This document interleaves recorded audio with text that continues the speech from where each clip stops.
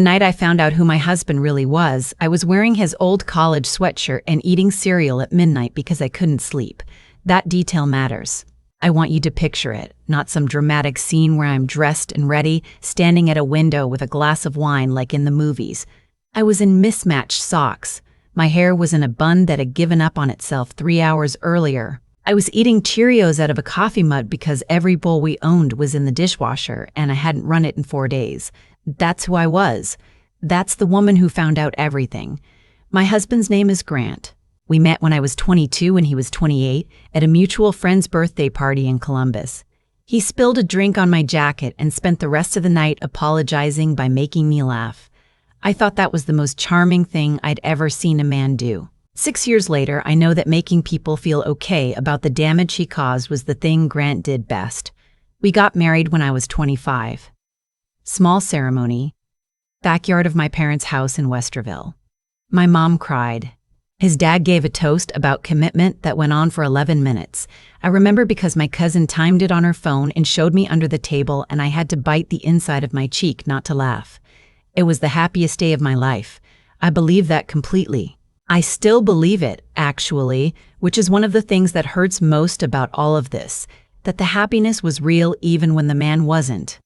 Grant works in commercial real estate. That's important, and I'll come back to it. For the first 3 years, things were good.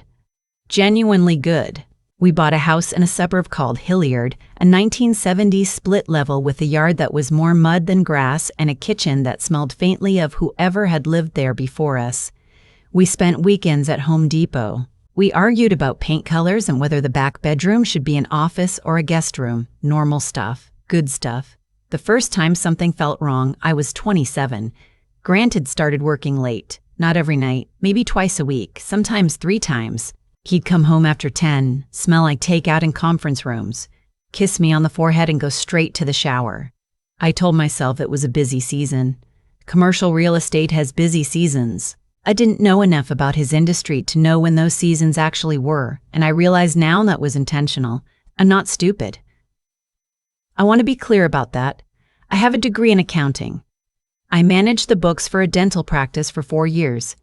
I noticed discrepancies, but there's a specific kind of blindness that comes from loving someone. It's not that you don't see the numbers not adding up. It's that you keep assuming you must be calculating something wrong. So I kept recalculating, and Grant kept being charming and apologetic and funny, and I kept believing it was just a busy season. What city are you watching from? Drop it in the comments. I always love knowing who's out there listening. The night everything started unraveling, it was a Tuesday in February. Cold, the kind of Ohio cold that makes you question every life decision that didn't end with you living somewhere warmer. I'd gone to bed around 10, but I couldn't sleep. Kept waking up. I do that sometimes when something's off, even when I can't name what the something is. My body knows before my brain does. Around 2 in the morning, I reached over and Grant's side of the bed was empty. Not just empty. Cold. He'd been gone long enough that the sheets had lost his warmth completely. I lay there for a second listening. The house was quiet. I told myself he'd probably just gotten up for water or couldn't sleep either and was watching TV downstairs. I told myself that for about 30 seconds. Then I got up. He wasn't downstairs. I checked the bathroom, the office, the kitchen, the garage. His truck was gone. I stood in the dark garage in his old sweatshirt and my mismatched socks and I thought, okay, there's an explanation. Maybe his dad called. Maybe something happened at a property. Maybe. I went back inside and I called his cell phone. It rang 4 times and went to voicemail. I texted him, "Where are you? Everything okay?" The 2 blue check marks appeared. He'd read it. He didn't respond. I want to tell you that I did something smart and composed next. I didn't. I sat on the kitchen floor with my back against the cabinets and I cried for about 10 minutes in a way I hadn't cried since my dog died when I was 16. Something deep and cellular, the kind of crying that doesn't have a specific shape yet, but your body already knows it's necessary. Then I got up, splashed water on my face, and got in my car. I don't fully know why I followed him. I didn't have a plan. I wasn't even sure which direction to go. But Grant had mentioned a storage unit once, months ago, said something about keeping old client files there when the office ran out of space. He'd mentioned it the way you mention something you want to seem unremarkable, which I only recognize now in hindsight. At the time I filed it away, I'd even driven past it once, picking him up after his car was in the shop. I knew roughly where it was. I drove there on instinct. His truck was parked outside. The lights inside one of the units were on, pale orange, leaking under the rolling metal door. I parked down the street with my headlights off, and I sat there and I watched. 20 minutes later, the door rolled up and Grant walked out carrying a cardboard box. He loaded it into the back of his truck, went back inside, came out again. 2 more boxes, a small duffel bag, a manila envelope he tucked into the passenger seat front, not in the back, specifically, like it was something he needed to keep separate. He locked the unit, got in his truck, and drove away. I followed him to a part of Columbus I didn't recognize. Industrial, near the river, not somewhere you'd go for any ordinary reason at 2:30 in the morning. He parked behind a building, a commercial property I realized, low and wide and dark. He used a key to go in through a side door. I had no idea what I was looking at. I drove home, sat in the dark kitchen, and I made a decision that I think changed everything. Instead of asking Grant what was going on, I started looking. This is the part I think about a lot. Whether if I just asked him directly, confronted him the next morning over coffee, whether that would have been smarter. But I know Grant. I knew Grant. He would have had an explanation. He always had an explanation. It was always smooth, always slightly more detailed than necessary, always just plausible enough. I would have believed him and we would have lost another 6 months. So instead I looked. I started with the finances. Accounting degree, remember. I went back through 18 months of our joint accounts, the checking account we use for household expenses, the savings account we were supposed to be building together toward a down payment on something bigger. What I found was that our savings account had been quietly draining for over a year. Not dramatically, not all at once, which would have been obvious. 2,000 here, 1,500 there. Transfers to an account I didn't recognize, made at irregular intervals like someone had been careful about creating a pattern. The total was $43,000. I sat with that number for a long time. Then I found the second phone. This is the detail I keep coming back to because it was so stupid, the hiding place. Or maybe it wasn't stupid, and I just finally stopped not looking. It was in the pocket of a jacket in the back of his closet. A jacket he never wore, a dark green Patagonia he'd had since before we met, and kept saying he was going to donate and never did. I'd been clearing out the closet for a donation bag and I pulled it off the hanger, and something shifted in the pocket. A prepaid phone. Powered off. I turned it on. I won't describe everything that was on it. I'll describe enough. There were texts from a number saved as a single letter, just the letter R. Hundreds of them, going back almost 2 years. The content made it clear this wasn't a business contact. It also made clear, as I read further back, that R had a child that, based on the timeline, would have been conceived sometime in the first year of our marriage. I put the phone down on the bathroom tile floor and I sat next to it for a while. What I felt wasn't what I expected. I'd always imagined that if I ever found out a partner had cheated on me, I would rage, throw things, scream. What I actually felt was something quieter and more terrible, a kind of settling. Like something I'd been vaguely bracing against for years had finally landed, and now at least I knew its weight. I put the phone back in the jacket pocket exactly where I'd found it. I went back to the kitchen. I drank a glass of water standing at the sink and I looked at the backyard, our backyard, the one we'd spent a whole summer trying to get the grass to grow in, and I thought about what I needed to know before I did anything else.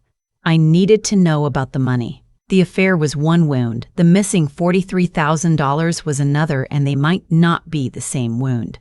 I spent the next 2 weeks gathering information the way you document a discrepancy at work, quietly, methodically, without showing my hand. I photographed the second phone's contents before putting it back. I traced the account the transfers were going to as best I could. It was in a business name, a small LLC I'd never heard of, registered in Delaware.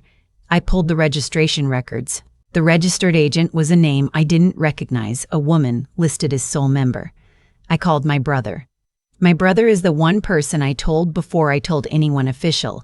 He's 4 years older than me, and he's always been the person I call when I need to think out loud without being judged. He drove down from Cleveland that weekend and sat at my kitchen table and listened to everything without interrupting, which is rare for him. When I finished, he said, "You need a lawyer before you say a word to Grant." I said I knew that. He said, "And Lena, I mean it." Not a word. I said I knew that too. I hired a family law attorney named Patricia. I found her through a friend of a friend, and I sat in her office on a Wednesday afternoon and laid out everything I had. The transfers, the LLC, the phone, the property visit at 2 in the morning. She listened with the particular stillness of someone who has heard very bad things and long ago stopped being surprised by them. When I finished, she asked several questions. Precise, specific questions about dates and account numbers and the nature of the transfers.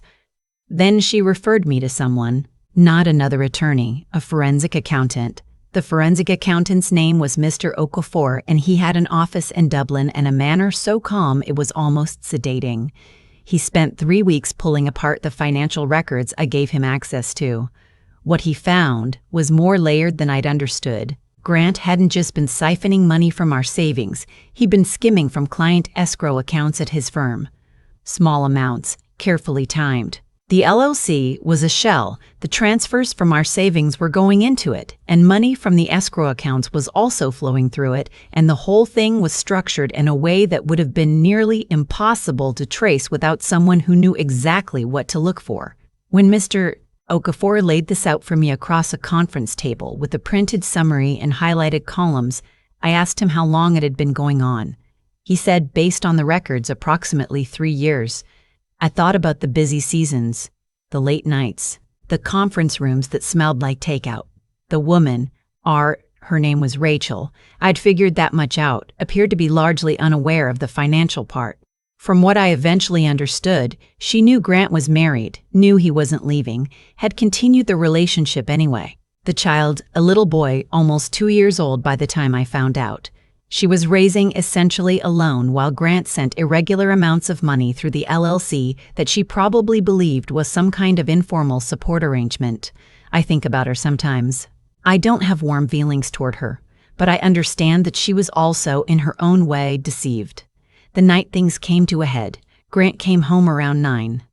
Normal seeming, he kissed me on the cheek, asked what was for dinner, opened the refrigerator. I watched him standing at the open refrigerator and I thought, I know everything now. I know the transfers and the escrow and Rachel and the little boy and the LLC and the property by the river and all of it. And you have no idea. I said, Grant, I need to talk to you about something. He closed the refrigerator. He turned around, and I watched his face as I set my folder on the kitchen counter. A folder with printed copies of account statements and the LLC registration and screenshots I'd taken of the second phone and Mr. Diamond, Okafor's summary, and I watched him understand what he was looking at. He went very still. Then he said, Lena, I can't explain. I said, I've already talked to Patricia and to the forensic accountant, and I've already provided documentation to the Ohio Division of Real Estate and Professional Licensing. That last part landed differently than the rest. The Real Estate Licensing Board was a detail I'd added after consulting with Patricia. It wasn't just about our marriage. It was about his clients, the people whose escrow accounts he'd been dipping into for 3 years. That was fraud. That was something I couldn't, in good conscience, keep between the two of us even if I'd wanted to. Grant sat down at the kitchen table. He didn't say anything for a long time. What he said eventually wasn't an apology. It was a question about whether I'd already filed for divorce, which told me everything I needed to know about what he was actually worried about. I said yes. The legal process took several months. It was not clean or calm. There were moments I'm not proud of, arguments that went too late, documents I had to sign with shaking hands. But it was also, in a way I didn't expect, clarifying. Every step felt like putting something down that I hadn't realized I'd been carrying. Grant was investigated by the licensing board. The firm he worked for conducted their own internal audit and found the escrow discrepancies. Mr. Okafor's summary had been specific enough to point them in the right direction. By the time everything was finalized, he was facing civil liability from former clients and a licensing suspension. The criminal investigation, last I heard, was still ongoing. I don't follow it closely anymore. That chapter belongs to other people now. The divorce was finalized on a Thursday in October. I remember it was raining, that soft, steady Ohio fall rain that doesn't feel dramatic, just persistent. I signed the last document in Patricia's office and she handed me a copy in a manila folder, and I walked out to the parking lot and stood in the rain for a minute without getting in my car. I wasn't happy, exactly. I don't think that was the right word. I was something simpler and more solid than happy. I was finished. I moved back to Westerville for 6 months, back to my parents' house, back to the bedroom with the same blue curtains I'd had since high school, which should have felt like failure and somehow mostly felt like rest. My mom made me dinner every night. My dad watched bad television with me without asking questions. My brother drove down every other weekend. I got a new job, forensic accounting actually. It turns out watching Mr. Okafor work had rerouted something in my brain. I went back and got a certification, and I'd been doing it for almost 2 years now. I find discrepancies for a living. I'm very good at it. I have a different apartment now in a different neighborhood with windows that face east so I get the morning light. I have a cat. I run 3 miles every other morning along the Olentangy Trail. I've been on a few dates, nothing serious, nothing I was ready to make serious. What I keep coming back to when I think about all of it is that I was never blind. I want to be really clear about that because I think sometimes people hear stories like this and they think, how did she not know? But I did know. I felt it in the cold sheets, in the too smooth explanations, in the way he'd mentioned something like a storage unit in that specific careful voice. My gut knew. What I had to learn was to trust that knowing. To stop recalculating and assume I must be wrong. To say these numbers don't add up, and that's real, and I don't have to wait for something worse to confirm it. I'm telling you this because you might be in the middle of that right now. You might have a number that doesn't add up, a jacket pocket you haven't checked, a timestamp on a text message that doesn't make sense. I'm not telling you to blow up your life. I'm telling you to trust the thing you already know. Your instincts are not lying to you. They never were. If any part of this story felt familiar, I want you to know you're not alone. Leave a comment. Tell me what city you're watching from, or just tell me you're there. That's enough. I'll see you next time. I thought a lot about what made Grant think he could keep going the way he did. Not just the affair, the money, the shell company, the second phone and the green jacket he never wore. 3 separate lies running in parallel for years. And the honest answer is, he kept going because nothing stopped him.